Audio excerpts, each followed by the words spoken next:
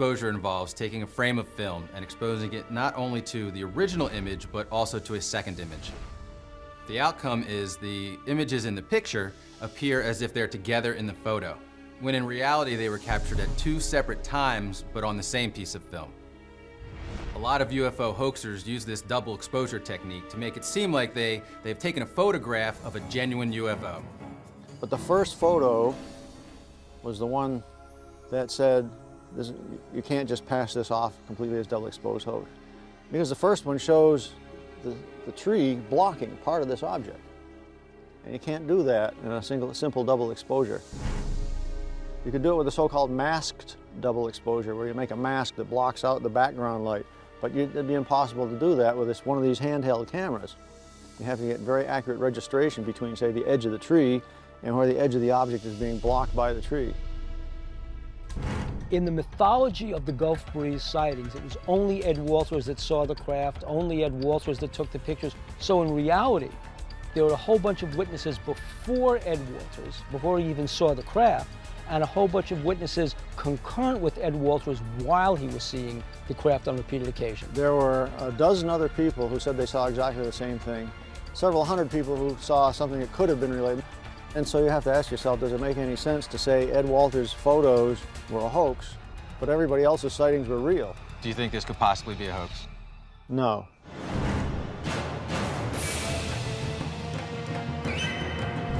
This is only the tip of the iceberg. There are hundreds of UFO and USO sightings here in Gulf Breeze. There could be something in the water, something out there in the ocean that they could be attracted to.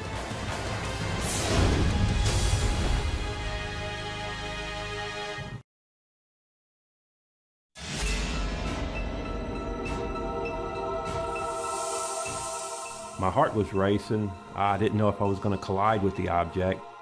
It was not anything I've saw in 30 years.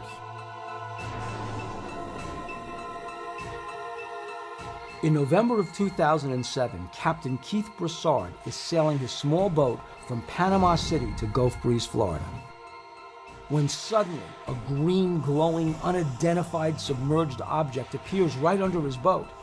And what happens next terrifies him. It was about 3 a.m. in the morning, and I was about 100 miles south of here, and I was sailing all night to try to get back to Mobile Bay. And what had happened was my depth sounder started triggering off, and I was in about 1,300 feet of water, and my depth sounder showed 12 feet of water. And I knew something was under the boat, but I didn't know what it was. When I looked over the side of the boat, the water was glowing green. I looked around the sky, and there was this light behind me that looked like a star, but it was really bright. I took a navigation head, and when I went to go look back, it swung around to the front of the boat. And when it swung around to the front of the boat, the object that was under me came out of the water and took off into the sky. Can you describe exactly what you saw in the water? Well, I thought it might have been a submarine, but, you know, because it was cylindrical. But it wasn't a submarine because there was no lights on it or anything, and all it did was it made the water around it glow a green glow. Multiple witnesses seeing USOs report a green glow underneath their boats, but this glow could just be bioluminescence.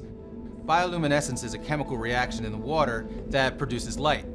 In fact, 90% of marine life produces bioluminescence.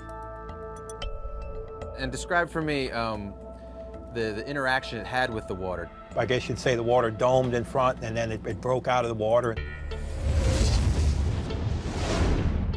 An object underwater larger than Captain Keith's boat exiting the water quickly should have generated a pressure wave of such magnitude that it could easily swamp the boat. We've got to find out what made that object exit the water so smoothly that it didn't broach Captain Keith's sailboat. Captain Keith's testimony gels with Petty Officer Howard's and the testimony of a lot of other witnesses who say that they see craft enter and exit the water without making a splash. Now, how is this possible? So what was going through your mind while this was going on? I was petrified. I didn't know what it was going to do. I was 100 miles offshore. I was in a radio dead zone. There was no way I could communicate back to shore if anything was going to happen. How long does this trip typically take? It's a 3-day trip. And do you stop for sleep, or do you drive right through? I'll usually lash the helm and catch a few hours sleep. So we could speculate that perhaps you were just very tired, you were up for a long time, and maybe your eyes were playing tricks on you from lack of sleep. I'm used to sailing the boat like that, and I do get well rested before I'll sail the boat. It seems to me that Keith really believes what he saw, and if he did, this could be a really incredible encounter. But we have to keep in mind that this is a man that's been on the sea for days alone with only a few hours sleep. And scientifically speaking, that can result in hallucinations. So if he did see something, I'm not thoroughly convinced that what he saw is actually a USO. I reported it over at the marina where I was at Pirates Cove. And what'd they say?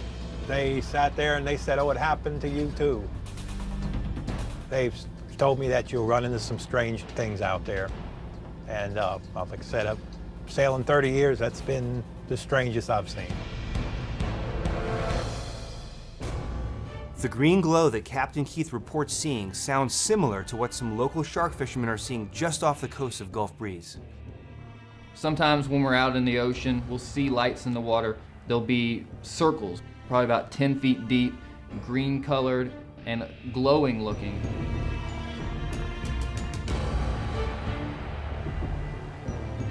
We're here right on the shore of the Gulf of Mexico because some shark fishermen out here in Gulf Breeze contacted us, and they said they see lights in the water at night when they're out there at night shark fishing.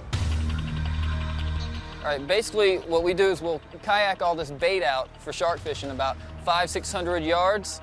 And when you get out there, there's not the lights from the hotels or anything like that. It's a lot quieter. You can see things in the sky and the water that you wouldn't be able to see at all here. You can actually see straight down. My name is Marcus May, and I see UFOs and USOs while I'm shark fishing. In the water, you can see these kind of greenish orbs. Did they ever move? No, it's just there, and it's glowing. So how would we get out there if we wanted to see these lights tonight? We would go on a kayak. Can you take Pat out? Absolutely, yeah. What are you talking about? You should go out there, take a look for yourself, see the lights, see what's under the water. You can catch some sharks while you're at it. Yeah. Yeah, there are a lot of sharks out there. Right, well, we're catching them all, so you won't have to worry about it. Are they big sharks? Is there anything that I would have to, be concerned about? About 250 pounds is about the heaviest we've caught. Unless you fall in, I think you'll be safe. Don't fall in. Okay, great. Have there been shark attacks in the area? Absolutely, there's a shark attack every year, it seems, down here. Okay, I'll keep that in mind as we're paddling out there. While I'm honored that Bill and Kevin have so much faith in my abilities to do this, they're not the ones going out there into these shark-infested waters. If I should tip over, it could be a pretty ugly scene. Okay, let's go do this. Great. You got it, man. Remember, don't fall out. He's already looking a little wobbly, if you ask me. He got slammed by a big old wave. But I don't hear any screaming.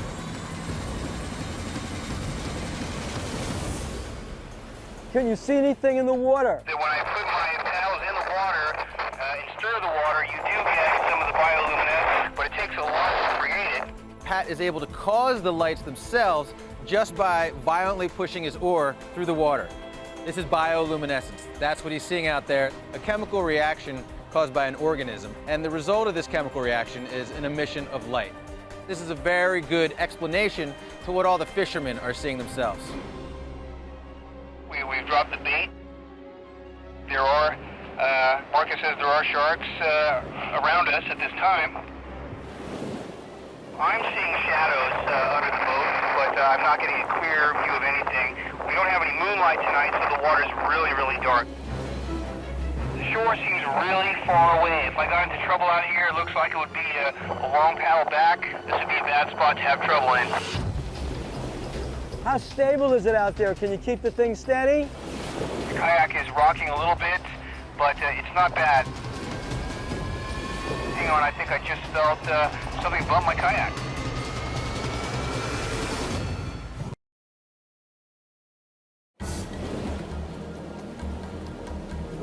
The kayak is rocking a little bit, but it's not bad. Hang on, I think I just felt something bump my kayak. Marcus did tell me that sharks have been known to bump boats, bump people out of kayaks. This is a pretty dangerous situation. The shark bumps hard enough, he's going to fall in the water, and there are going to be sharks around. Is whatever bumped your kayak still bumping the kayak? I'm not hanging around long enough to find out. I'm just going to keep moving.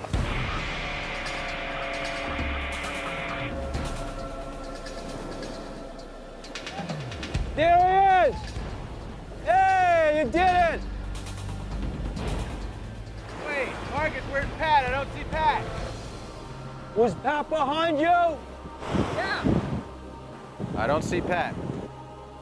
Okay, Pat, Marcus is back. We're looking for you. So we think we see Pat coming ashore in his kayak, but it turns out it's not Pat, it's Marcus. So I'm beginning to get a little worried. We don't know where he is, the currents are strong, and he's not talking to us on the walkie-talkies. I see Pat's on the left. See Pat?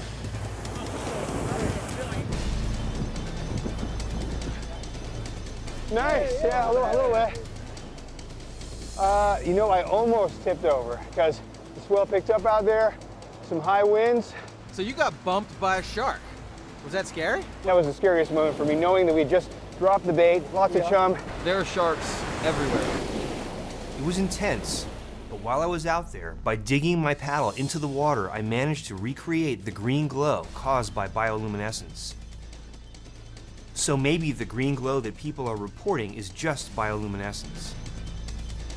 It was so dark out there, we couldn't see each other, really. So when you moved your paddle under the boat, along the bottom, you saw bioluminescence. Yeah, but he says it's totally different from what he's seeing. From the a orb, walls. it would be more like this size, Right. and it looks like it's about 10 feet down. Oh, really? You're seeing something really big? Marcus says that bioluminescence is not what he saw. He saw green glowing spheres, or orbs, and bioluminescence does not explain what Captain Keith and other witnesses saw. Objects going in and out of the water and not making a splash. Looking out across the sound, I saw a triangular shape with red lights. And then all of a sudden it went. It's one of the most Terrestrials at sea. He believes that the sightings at Guantanamo Bay and Gulf Breeze are actually part of a much bigger picture.